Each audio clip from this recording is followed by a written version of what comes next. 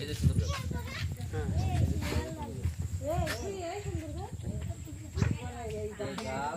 গাছ তত লাল এই সুন্দর গাছ।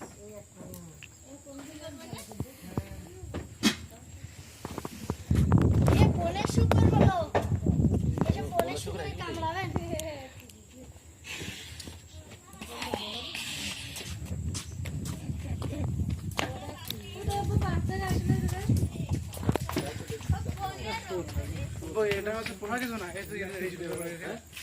সুন্দর করে শুকোয় অন্য